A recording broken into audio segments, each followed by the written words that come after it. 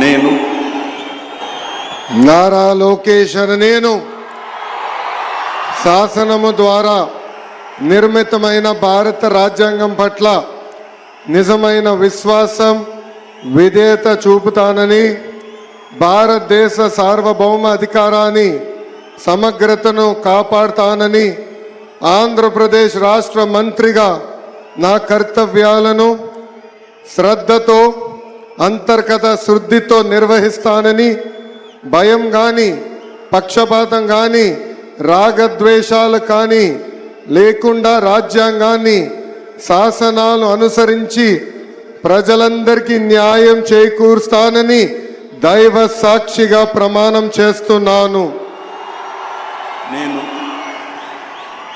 నారా లోకేష్ అనే నేను ఆంధ్రప్రదేశ్ రాష్ట్ర మంత్రిగా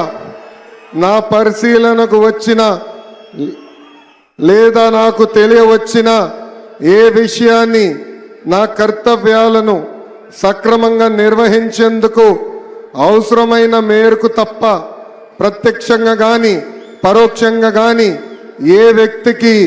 లేదా వ్యక్తులకు తెలియజేయనని లేదా వెల్లడించనని దైవ సాక్షిగా ప్రమాణం చేస్తున్నాను.